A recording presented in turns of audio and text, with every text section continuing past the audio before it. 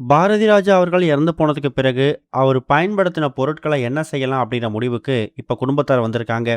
அதோட விவரத்த தான் இந்த வீடியோல பார்க்க போறோம். பாரதி ராஜா அவர்கள் தன்னோட மகன் மனோஜ் பாரதி இறந்து போனதுக்கு பிறகு, உடல்நிலை ரொம்ப மோசமாயிட்டாரு. அதுக்கப்புறம் மன உளைச்சல் இருந்த பாரதி ராஜா 2 மாசங்கள் மலேசியா போயிட்டு, தான் பொண்ணு வீட்ல தங்கியிருக்காரு.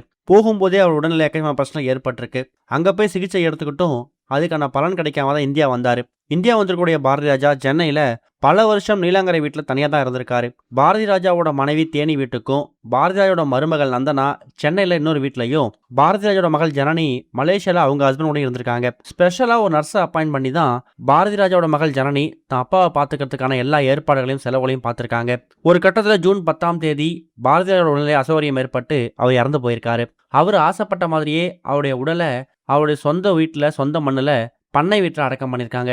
இப்போ அவர் இறந்து போனதுக்கு பிறகு அவர் பயன்படுத்தின பொருட்களாக இருக்கட்டும், அவர் யூஸ் பண்ண எல்லா திங்ஸாக இருக்கட்டும், இது எல்லாத்தையும் எடுத்து வைக்கிறது, அது எல்லாத்தையும் அரேஞ்ச் பண்ணி வைக்கிறதுன்னு சொல்லி அதுக்கான ஏற்பாடுகள் நடந்து வந்துட்டு இருக்குதான். சென்னை நீலாங்கரை வீட்டில் இதுக்காக ஸ்பெஷலாக ஒரு ஆளை போட்டு அந்த ஏற்பாடுகளை மகள் ஜனனி கவனிச்சு வந்துட்டு இருக்காங்க.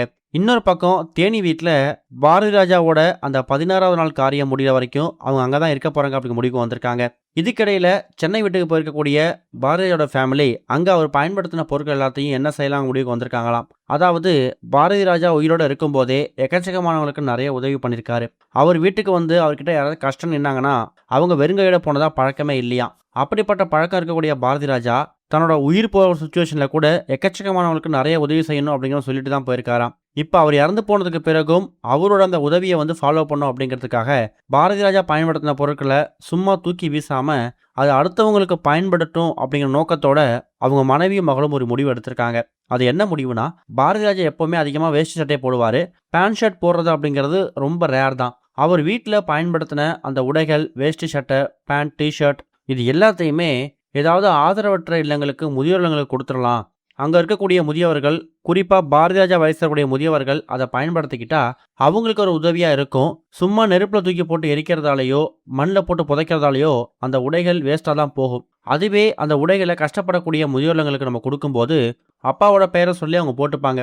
நம்மளை பொறுத்த வரைக்கும் வேணும்னா அது அப்பா பயன்படுத்தின பழைய பொருட்கள், பயன்படுத்த முடியாத பொருட்களாக இருக்கலாம். ஆனால் அவங்கள பொறுத்த வரைக்கும் அது பாரதியோட பொருட்கள் அப்படிங்கிறத தாண்டி ஒரு புதிய பொருட்கள் அவங்க பயன்படுத்திக்கிறதுக்கு ரொம்ப எளிதான பொருட்களாக இருக்கும். அதை எதுக்கு சும்மா தூக்கி குப்பையில் போட்டுக்கிட்டு அது அவங்களுக்கு பயன்படுற மாதிரி இருக்கட்டும். அப்பா பேரை சொல்லி அவர் இறந்து போனதுக்கு பிறகும் அவர் பேரில் உதவி செய்ய நல்லது தானேங்கிற முடிவுக்கு மகள் ஜானி வந்திருக்காங்களாம். இதுக்கு பாரதியாரோட மனைவி ஓகே சொன்னதால அவரோட மொபைல், கேட்ஜெட்ஸ், வாட்சஸ் இதை மட்டும் எடுத்து பத்திரப்படுத்திட்டு மீதி எல்லா உடைகளையுமே முதியோர்களுக்கு கொடுக்க போகிற தகவல் கிடைச்சிருக்குது. இது வரைக்கும் கனெக்டிங் டிவிக்கு சப்ஸ்கிரைப் பண்ணனா மறக்காமல் சப்ஸ்கிரைப் பண்ணிக்கங்க.